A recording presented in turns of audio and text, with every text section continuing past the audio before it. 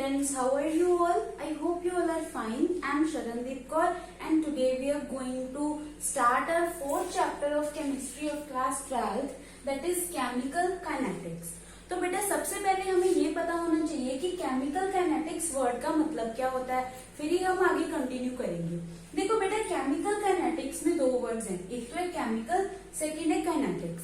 Chemical का क्या मतलब है? Chemical is related to chemistry, ठीक है। मतलब क्या है कि हम केमिकल काइनेटिक्स में केमिकल रिएक्शंस के बारे में स्टडी करेंगे, ठीक है। लेकिन साथ है काइनेटिक्स। काइनेटिक्स का क्या मतलब होता है बेटा? काइनेटिक्स का मतलब है स्पीड, स्पीड और रेट। मतलब क्या है कि जो भी केमिकल रिएक्शंस होंगी, ठीक है, इस चैप्टर में हम क्या करेंगे कि जो भी केमिकल रिएक्शंस हैं उन केमिकल रिएक्शंस की स्पीड या फिर उनकी रेट के बारे में डिस्कस करेंगे कि कोई रिएक्शन हो रही है वो कितने टाइम पे हो रही है, वो फास्ट हो रही है, स्लो हो रही है, इस चीज के बारे में इस चैप्टर में हमने डिटेल में स्टडी करना है, ठीक है। तो देखते हैं बेटा क्या क्या चीजें पढ़नी है इस चैप्टर में। देखो पहली बात तो ये कि अगर हमने मतलब केमिकल काइनेटिक्स की अगर डेफिनेशन देनी हो तो हम क्या देंगे कि केमिकल काइनेटिक्स एक ऐसी ब्रांच है केमिस्ट्री की जो क्या बताती है, जो हमें ये बताती है कि केमिकल रिएक्शंस किस स्पीड के साथ हो रही हैं या फिर कौन कौन से ऐसे फैक्टर्स हैं जो इसकी स्पीड को रेगुलेट करते हैं, ठीक है, एंड कौन से ऐसे फैक्टर्स हैं जिनके कारण जो स्पीड है वो चेंज हो सकती है, ठीक है। इन सभी चीजों के बारे में जो ब्रांच केमिस्ट्री की स्टडी करती है उस ब्रांच को क्या बोलते हैं? Chemical kinetics. क्लियर है? अब देखो बेटा केमिकल काइनेटिक्स जो है इसमें हमें क्या क्या चीजें देखनी है, यही चीज देखेंगे पहले तो कि रेट किस तरह से डिफाइन की जाती है, ठीक है, या फिर जो स्पीड होती है केमिकल रिएक्शंस की वो किस तरह से हम कैलकुलेट कर सकते हैं, ठीक है। फिर हम इसमें देखेंगे कि कौन कौन से फैक्टर्स इसको इन्फ्लुएंस करेंगे। इसमें हमने डिटेल में 3 फैक्टर्स हैं जो बिल्कुल डिटेल में हमने करने हैं, ठीक है। एक तो है कंसंट्रेशन, टेम्परेचर एंड कैटालिस्ट, ठीक है। तो स्टडी करते हैं बेटा, स्टार्ट करते हैं चैप्टर। देखो सबसे पहले जो रिएक्शंस होती हैं, जो हमारी केमिकल रिएक्शंस है ना बेटा, ये 3 तरह की होती है। 3 तरह की केमिकल रिएक्शंस होती हैं। कौन कौन सी रिएक्शंस होती हैं? सबसे फर्स्ट टाइप हमारी है जो बहुत फास्ट रिएक्शंस होती हैं, ठीक है। फास्ट रिएक्शंस बेटा कौन सी होंगी? ऐसी रिएक्शंस जिनको जो क्या है फ्रैक्शन ऑफ सेकंड्स में हो जाती हैं। मतलब हमने क्या किया, 2 रिएक्टेंट्स को मिक्स किया, मिक्स होते ही रिएक्शन होने लगी। फॉर एग्जाम्पल जब मान लो हम NaOH क्या है, बेस है, स्ट्रॉन्ग बेस है, इसको स्ट्रॉन्ग एसिड के साथ रिएक्ट करवाया, HCl के साथ रिएक्ट करवाया तो NaCl एंड वाटर बन गया, ठीक है। ये रिएक्शन इन दोनों को मिक्स करते ही हो जाती है, ठीक है। ये रिएक्शन कौन सी रिएक्शन है बेटा? This is ionic reaction. तो जो बेटा आयनिक रिएक्शंस होती हैं वो क्या है, बहुत कम टाइम पे हो जाती है, बहुत फास्टली हो जाती हैं। जो रिएक्शन बहुत फास्ट हो जाएंगे, मान लो जिनको होने में 1 सेकंड भी नहीं लगता, तो हम उनको किस तरह से कैलकुलेट कर सकते हैं? उनकी स्पीड को कैलकुलेट करना बहुत डिफिकल्ट होगा, बिकॉज 1 सेकंड भी नहीं लगा रिएक्शन होने के लिए। तो हम उसको ऑब्जर्व किस तरीके से करेंगे? उसको ऑब्जर्व करने के लिए भी तो टाइम की जरूरत है ना। तो अगर हमें ऑब्जर्व करने के लिए टाइम ही नहीं मिला तो फिर हम उसकी काइनेटिक्स किस तरीके से चेक कर सकते हैं, ठीक है। तो ऐसी रिएक्शंस को स्टडी करना, इनकी रेट को स्टडी करना बहुत ज्यादा डिफिकल्ट होता है, क्लियर है। तो इनकी हम रेट कैलकुलेट नहीं कर सकते इजीली, ठीक है। सेकेंड जो हमारी रिएक्शन है दैट इज स्लो रिएक्शंस, जो बहुत ज्यादा स्लो रिएक्शंस होती है, ठीक है। फॉर एग्जाम्पल बेटा इसमें लेते हैं रस्टिंग ऑफ आयरन।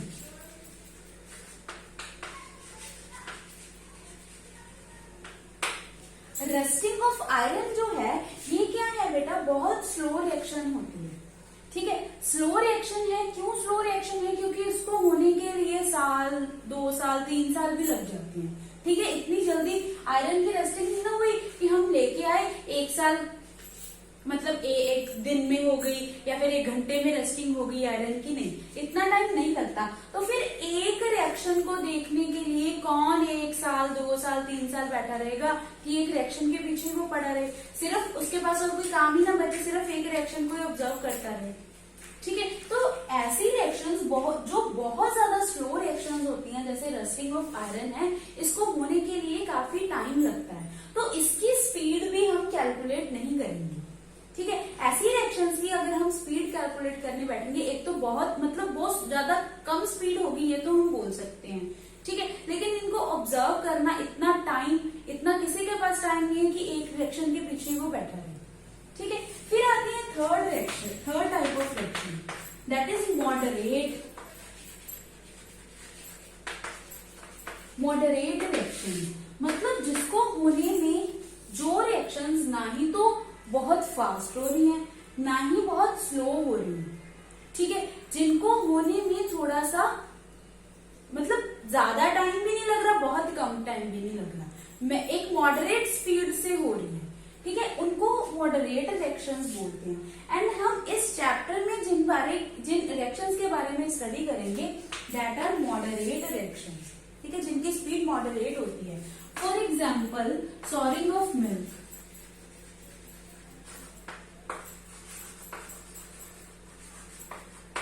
जो मिल्क है, ठीक है, मिल्क खट्टा हो जाता है ना, तो सॉरिंग ऑफ मिल्क, या फिर जब हम मिल्क से कर्ड बनाते हैं, कैसे कर्ड बन जाती है मिल्क से।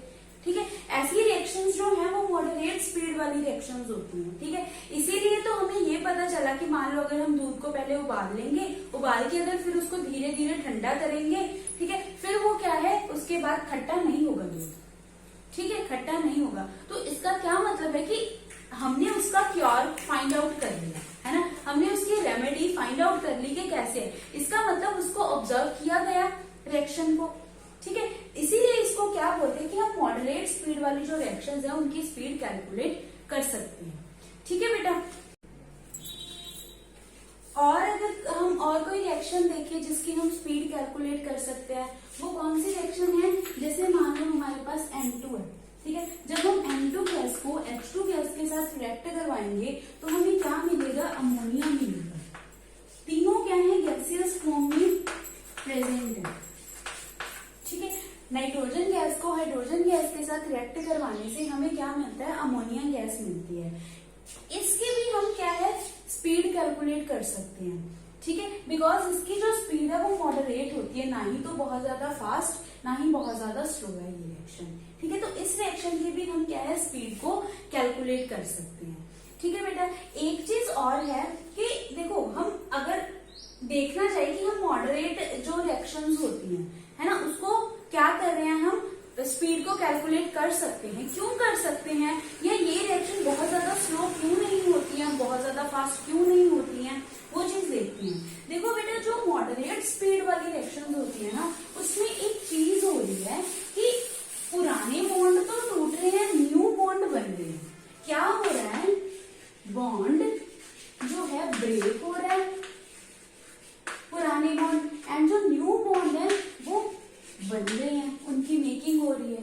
ठीक है, जैसे अगर हम इसी रिएक्शन के बारे में देखें, हमारे पास NN है प्लस HH बॉन्ड है, N में ट्रिपल बॉन्ड होता है ना, तो क्या हो रहा है, इनके बॉन्ड ब्रेक हो रहे हैं, इनका बॉन्ड ब्रेक हो रहा है, एंड न्यू बॉन्ड क्या बन रहे हैं, हाइड्रोजन एंड नाइट्रोजन के बीच में,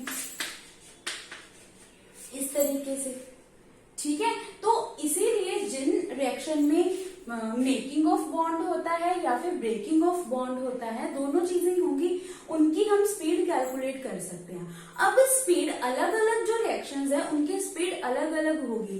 क्यों अलग अलग होगी, बिकॉज उनमें making of bond and breaking of bond के लिए जो टाइम लगता है वो क्या लगता है, अलग अलग लगता है। जैसे मान लो ये वाली रिएक्शन की अगर हम इसी रिएक्शन में देखें तो हाइड्रोजन एंड हाइड्रोजन के बीच में सिंगल बॉन्ड है, सिंगल बॉन्ड को तोड़ना इजी होता है। नाइट्रोजन एंड नाइट्रोजन के बीच में ट्रिपल बॉन्ड है, ट्रिपल बॉन्ड को तोड़ना डिफिकल्ट होता है। ठीक है ना। तो फिर इसका मतलब इसको तोड़ने के लिए टाइम लगेगा ज्यादा, ये क्या है, इजीली टूट जाएगी। इसी तरह से अगर हम अलग अलग रिएक्शंस की बात करते हैं तो उनमें भी अलग अलग तरह के कंपाउंड्स होते हैं, अलग अलग तरह के एटम्स के बीच में बॉन्ड्स बने होते हैं, एंड बॉन्ड्स को बनाना, बॉन्ड्स को तोड़ना, उनके लिए अलग अलग टाइम लगता है। इसीलिए हर एक रिएक्शन की जो स्पीड होती है वो डिफरेंट होती है। क्लियर है। अब देखो हमने ये तो देख लिया कि इस चैप्टर में हम किस तरह की रिएक्शंस की स्पीड कैलकुलेट करेंगे। अब हम ये देखते हैं कि हम स्पीड किस तरह से कैलकुलेट करेंगे। ठीक है, तो हमने क्या देखना है, रेट ऑफ रिएक्शन। सेकेंड हमारा टॉपिक है रेट ऑफ रिएक्शन। रिएक्शन की रेट, रिएक्शन की स्पीड को फाइंड आउट करना है। ठीक है, सिंपल सा फॉर्मूला है बेटा रेट ऑफ रिएक्शन का। क्या है, हम क्या देख रहे हैं, जो हमारे रिएक्टेंट्स हैं, मान लो हमने A प्लस बी से रिएक्शन करवाई, हमारे पास क्या बन गया, प्रोडक्ट बन गया। चलो C प्लस बी प्रोडक्ट ही होगी। ठीक है, दो रिएक्टेंट्स की रिएक्शन हुई, उससे हमारे पास दो न्यू प्रोडक्ट्स बन गए। ठीक है, अब क्या है बेटा, ये जो रिएक्टेंट्स है, ठीक है, हो क्या रहा है रिएक्शन में, जो रिएक्टेंट्स हैं इनकी अमाउंट डिक्रीज हो रही है, ये किस में कन्वर्ट हो रहे हैं, प्रोडक्ट में कन्वर्ट हो रहे हैं। तो हम ये बोल सकते हैं कि थ्रू आउट द रिएक्शन, जैसे जैसे रिएक्शन प्रोसीड करेगी, जो हमारे रिएक्टेंट्स हैं ये क्या कर रहे हैं, डिक्रीज हो रहे हैं एंड प्रोडक्ट्स बन रहे हैं। ठीक है, मान लो जो हमारी रिएक्शन है वो क्या है, एक्वस फॉर्म में हो रही है। ठीक है, एक्वस फॉर्म में हो रही है, तो एक्वस फॉर्म में हम क्या चीज लेके चलते हैं बेटा, कंसंट्रेशन। ठीक है, एक्वस फॉर्म में हम कंसंट्रेशन लेके चलेंगे, लेकिन अगर हमारी रिएक्शन गैसियस फॉर्म में हो रही हो तब हम प्रेशर लेके चलेंगे। अब हम क्या चीज मान के चलेंगे, एक्वस फॉर्म में रिएक्शन हो रही है, तो क्या है, जो हमारी रेट किस तरह से कैलकुलेट करेंगे, rate is equals to decrease in concentration of reactant divided by interval of time।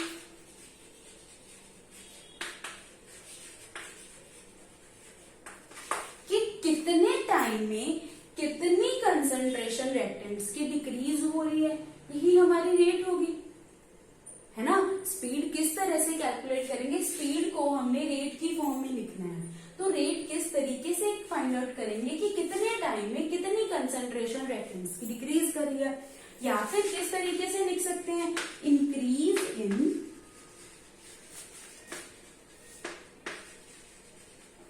Concentration of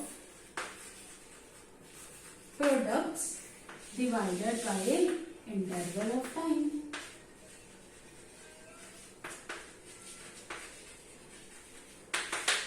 कि कितने टाइम में प्रोडक्ट की कंसंट्रेशन इंक्रीज हो रही है, वो भी तो रेट होगी। ठीक है, and for a particular reaction, अगर हम एक ही रिएक्शन की बात कर रहे हैं तो रेट सेम ही होगी ना, स्पीड तो एक ही है। इसका मतलब क्या है, decrease in concentration of reactant with respect to time is equals to the increase in concentration with respect to time. मतलब ये दोनों जो हमारी क्वांटिटीज हैं, ये दोनों क्वांटिटीज क्या होंगी, इक्वल होंगी। ठीक है, जितनी कंसंट्रेशन रिएक्टेंट की डिक्रीज करती जाएगी, उतनी कंसंट्रेशन जो है प्रोडक्ट्स की वो क्या करती जाएगी, इंक्रीज करती जाएगी। ठीक है, इस तरीके से हम रेट को क्या है, कैलकुलेट कर सकते हैं। क्लियर है। अब इसको हम मैथमेटिकली देखते हैं कि इस रिलेशन को किस तरीके से लिखेंगे। ठीक है बच्चों, अब देखो बेटा, मैथमेटिकली हम इस रिलेशन को देखते हैं। मैथमेटिकली ये रिलेशन किस तरीके से होगा, इसके लिए हम एक जनरल ना छोटी रिएक्शन लेके चलते हैं। हम रिएक्शन ये लेके चलते हैं, हमारे पास रिएक्टेंट है, ये किसमें चेंज हो रहा है, प्रोडक्ट में चेंज हो रहा है। क्लियर है, ये छोटी सी एक रिएक्शन लेके चले। अब देखो जैसे जैसे हमारा क्या होगा, रिएक्शन प्रोसीड होगी, वैसे वैसे रिएक्टेंट चेंज होने लग जाएगा। हम ये मान के चलते हैं कि जब टाइम हमारे पास T1 है, उस टाइम पे जो हमारे रिएक्टेंट है वो R1 है, एंड प्रोडक्ट कितना है, P1। ठीक है, जब हमारा टाइम चेंज हुआ, उस टाइम पे रिएक्टेंट कितना हुआ, R2, प्रोडक्ट कितना हुआ, P2। ठीक है, बेटा हम ये बोल रहे हैं कि जो हमारी रेक्टेंट है वो रेट है वो कैसे कैलकुलेट कर रहे हैं, जो रेक्टेंट्स है वो क्या हो रहे हैं, डिक्रीज हो रहे हैं। हम इसको इस तरीके से लिख सकते हैं, change in concentration of reactants. Reactant की जो कंसंट्रेशन है वो किस तरीके से चेंज हो रही है, divided by time interval.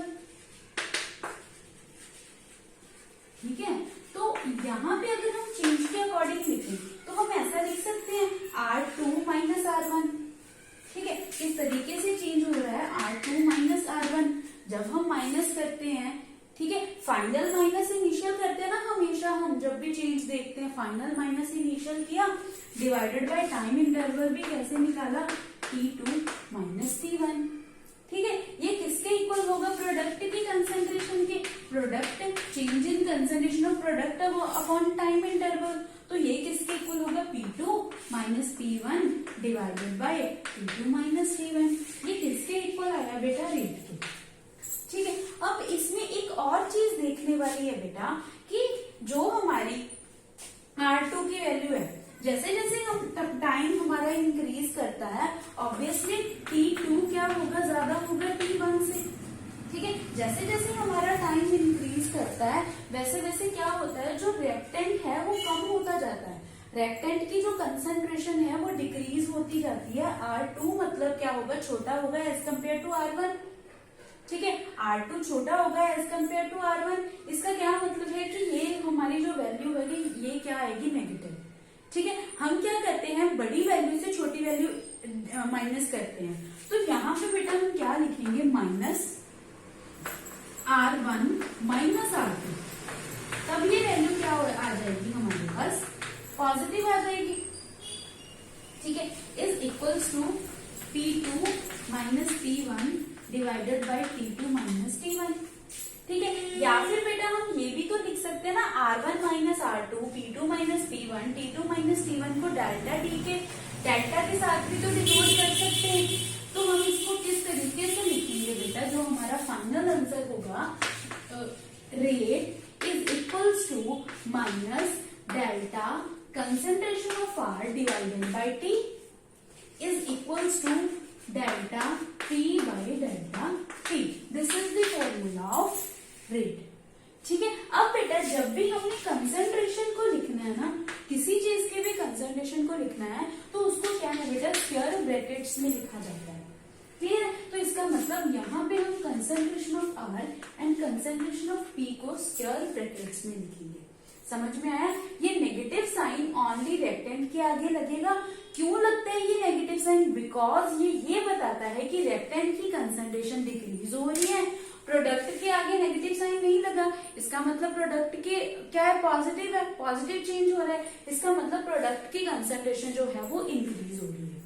Clear है, इस तरीके से हम क्या है, रेट को कैलकुलेट करते हैं, ये वाला फॉर्मूला यूज करके। क्लियर है बच्चों, अब जो रेट होती है ना ये दो तरह की होती है। ठीक है, जो रेट होती है वो दो तरह की होती है। कौन कौन सी रेट होती है, एक तो है average rate, types of rate कर लेते हैं। फर्स्ट है बेटा average rate, average rate of reaction. ठीक है, एवरेज रेट ऑफ रिएक्शन हम किस तरीके से कैलकुलेट करेंगे, मान लो बेटा हम ग्राफिकल रिप्रेजेंटेशन देखते हैं ऑफ द रेट। ठीक है, अब एक्स एक्सेस वाली साइड हमारा क्या फ्लो कर रहा है, टाइम, एंड वाई एक्सेस वाली अलोंग हम देखते हैं कंसंट्रेशन। ठीक है, अब अगर हम रेक्टेंट्स की बात करें तो जैसे जैसे टाइम इंक्रीज कर रहा है वैसे वैसे कंसंट्रेशन डिक्रीज कर रही है। ठीक है, इसका मतलब हमारा जो ग्राफ बनेगा वो डिक्रीजिंग ग्राफ बनेगा इस तरीके से। ठीक है, मतलब जैसे जैसे टाइम इंक्रीज कर रहा है वैसे वैसे कंसंट्रेशन डिक्रीज करेगी। क्लियर है, इस तरीके से हमारा ग्राफ बनेगा। अब हम देखते हैं कोई भी टाइम T1 है ना, फिर हम देखते हैं टाइम T2। अगर हम टाइम T1 देखते हैं तो हमारी जो कंसंट्रेशन है वो यहाँ यहाँ पे आती है किसी भी रिएक्टेंट की। मान लो वो कंसंट्रेशन हम ले रहे हैं C1, ठीक है, रिएक्टेंट की बात कर रहे हैं, यहाँ पे लिख लेते हैं कि रिएक्टेंट वाली कर्व है, ये प्रोडक्ट की बात नहीं कर रही, ठीक है। सिमिलरली जो T2 होगा, एट T2 हमारी जो कंसंट्रेशन होगी वो डिक्रीज हो जाएगी, कितनी आ जाएगी C2, ये आ जाएगी हमारी कंसंट्रेशन, ठीक है। तो जो हमारी रेट है यहाँ पे वो हम किस तरीके से फाइंड आउट कर सकते हैं, जब बेटा एवरेज रेट तब निकाली जाती है जब हमें कोई पर्टिकुलर इंटरवल गिवन हो, ठीक है, पर्टिकुलर इंटरवल गिवन हो कि हमें क्या है T1 से लेके T2 तक निकालना है। इनिशियल कंसंट्रेशन से फाइनल कंसंट्रेशन नहीं लेनी है। इनिशियल मतलब टाइम 0 पे, जब हमारे पास रिएक्शन प्रोसीड नहीं हुई थी वो वाली इनिशियल कंसंट्रेशन को छोड़ के और कोई भी टाइम ले लेंगे हम फॉर द इनिशियल कंसंट्रेशन, ठीक है। उस टाइम के लिए मतलब T1 टाइम से T2 टाइम, अगर हमें दो अलग अलग टाइम्स गिवन हो, वहां तक हमें rate of reaction find out करनी है, तब हम यूज करते हैं एवरेज रेट ऑफ रिएक्शन, ठीक है। तो क्या अगर रेट को तब हम क्या लिखेंगे, RAV, average rate of reaction किसके इक्वल होगी बेटा, C2 minus C1 divided by T2 minus T1। यहाँ पे हम लगाएंगे नेगेटिव साइन, ठीक है। मतलब एवरेज रेट किसके इक्वल आएगी, minus delta C upon delta T, जिस तरीके से हमने ऊपर निकाला। This is the average rate of reaction, clear है। लेकिन अगर मान लो ये आ गया हमारे पास फर्स्ट केस, ठीक है, एवरेज रेट ऑफ रिएक्शन का। अब हम सेकेंड टाइप करते हैं रिएक्शन की। सेकेंड टाइप क्या होती है बेटा रिएक्शन की, सेकेंड इज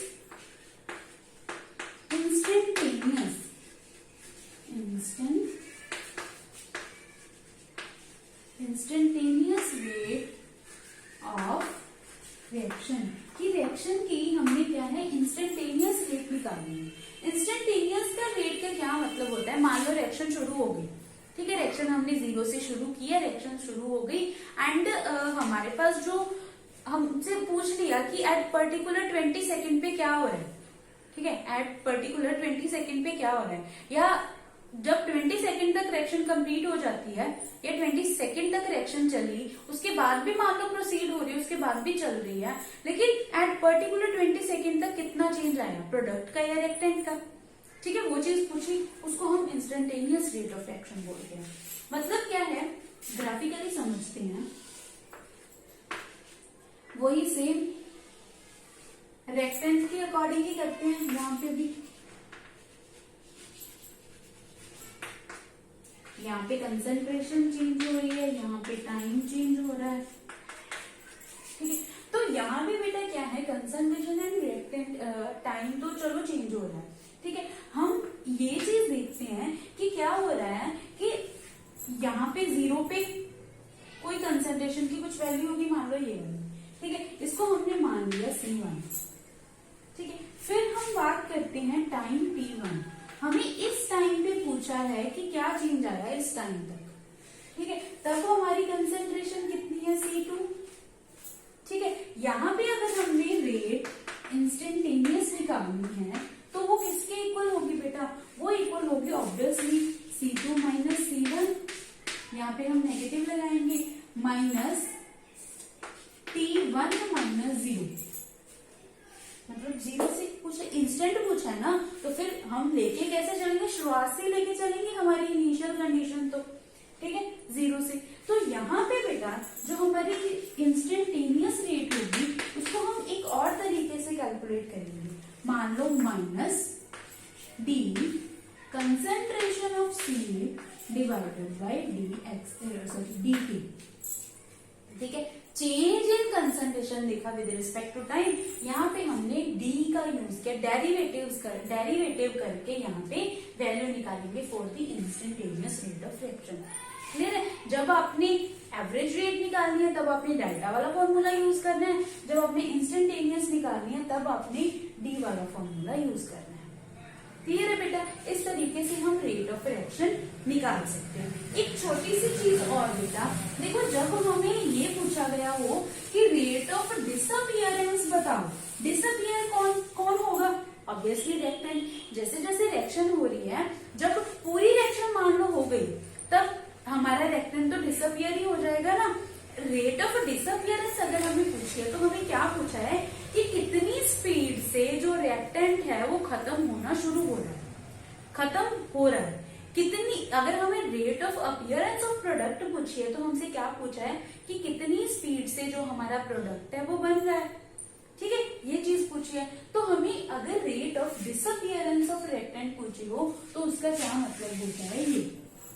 अगर rate of appearance of product पूछा हो तो उसका मतलब होता है ये।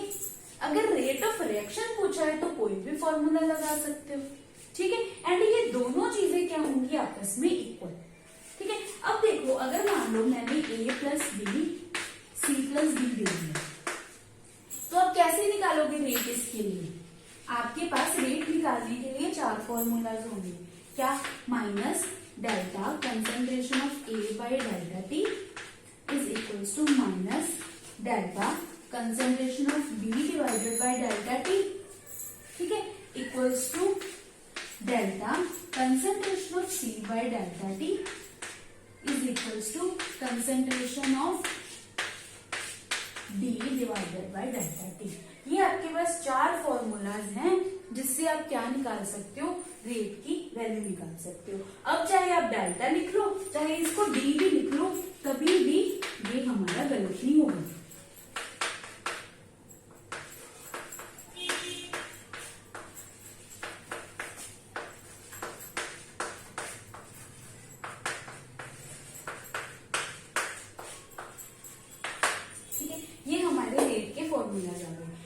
चारों चीजें हमेशा इक्वल होती हैं।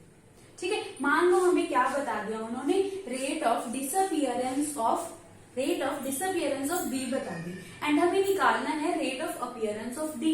तो हम क्या करेंगे, इन दोनों को इक्वल लेके चल देंगे। ठीक है, ये चीज हमें गिवन है तो फिर ये चीज इक्वल ही तो होगी। ठीक है, अगर मान लो रेट ऑफ अपीयरेंस ऑफ हमें सी बताया हुआ है, ए का निकालना है, इन दोनों को इक्वल लेके चल पड़ो, हमारी वैल्यू आ जाएगी। ठीक है ना। अब एक चीज और बेटा, अगर मान लो यहाँ पे हमारे पास ए बी सी डी की बजाय ये तो 1 मोल है ना सभी के, अगर हमें नंबर ऑफ मोल्स कुछ और दिए हो, मान लो अगर हमें यहाँ पे 2A 3B ले रही हूँ, 4C बन रहा है, 5D बन रहा है, इस तरीके से बन रहा है, तो 2 3 4 5 इसका मैं क्या करूंगी, क्या करना है बेटा, जो भी हमारा रिलेशन है ना उससे इनको डिवाइड कर देना है। जैसे A के आगे 2 है तो 1/2, B के आगे 3 है तो 1/3, C के आगे 4 है तो 1/4, D के आगे 5 है तो 1/5। ठीक है, मतलब अगर हमें नंबर ऑफ मोल्स अलग अलग दिए हैं या नंबर ऑफ मोल्स हमें क्या है बेटा 1 की बजाय और कोई दिया है, तो हम उतने नंबर ऑफ मोल्स को क्या कर देंगे, डिवाइड कर देंगे। ठीक है, उतने नंबर से पूरी जो हमारी रिएक्शन है, जो हमारा रिलेशन है, उसको हम डिवाइड कर देंगे। यहाँ पे भी 2 3 4 एंड दिस इज 5। ठीक है, इस तरीके से हम कैलकुलेट कर सकते हैं। क्लियर है बच्चों। अब हम एक न्यूमेरिकल करके देख लेते हैं ताकि हमें अच्छे से पता चल जाए कि क्या हमें समझ में आ गया या क्या हम अपने तरीके से अपने आप कुछ सॉल्व कर सकते हैं। तो हम एक न्यूमेरिकल करते हैं।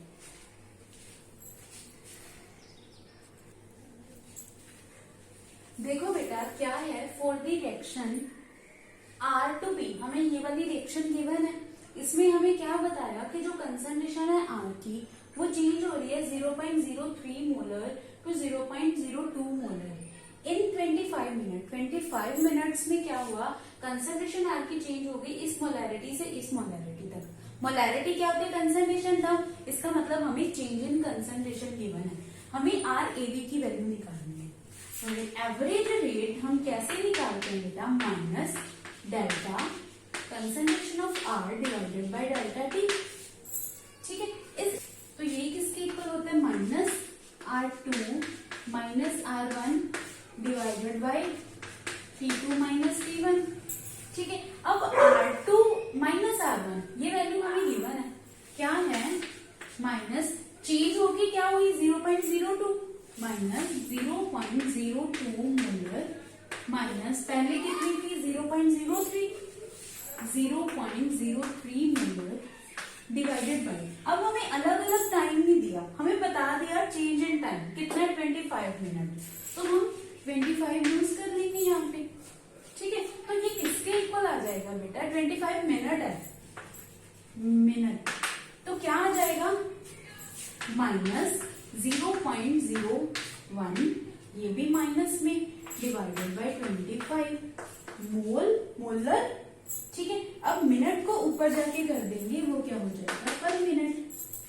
क्लियर है, अब इसको देख लो, ये माइनस माइनस दोनों पॉजिटिव हो गए, अब 1/100 इंटू 25 इसको सॉल्व कर देना, सॉल्व करके हमें क्या मिल जाएगी, इसकी वैल्यू मिल जाएगी।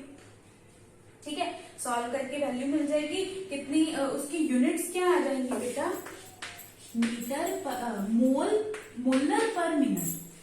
ठीक है, तो हमें इससे ये भी पता चला कि जो रेट होती है, रेट की यूनिट क्या होती है, पहले तो क्या है change in concentration upon time, मतलब पहले तो आ जाएंगी कंसंट्रेशन डिवाइडेड बाय टाइम। जो कंसंट्रेशन है, कंसंट्रेशन की टर्म कुछ भी ले सकते हो, मोलर ले सकते हो, मोल पर लीटर ले सकते हो, अगर मोलर की फॉर्म में है तो एम लिख दोगे, नहीं तो क्या लिख दोगे मोल पर लीटर। ये क्या है कंसंट्रेशन की यूनिट से, याद रखना कंसंट्रेशन की यूनिट्स क्या होंगी मोल पर लीटर, क्योंकि कंसंट्रेशन हमें ज्यादातर मोलैरिटी की फॉर्म में गिवन होगी, तो हम क्या लेके चलेंगे मोल पर लीटर अपॉन टाइम। टाइम की यूनिट सेकंड हो सकती है, मिनट हो सकती है, अगर सेकंड है तो एस, मिनट है तो मिनट लिख देंगे, आर है तो आवर लिख देंगे। ठीक है, तो ये क्या हो गई टोटल मोल पर लीटर पर सेकंड, ये क्या हो गई रेट की यूनिट्स। ठीक है बेटा, अब इसके नेक्स्ट लेक्चर में हम करेंगे factor affecting rate of reaction, कि कौन कौन से फैक्टर्स हैं जो रेट ऑफ रिएक्शन को अफेक्ट करते हैं। क्लियर है, so thank you and have a nice day.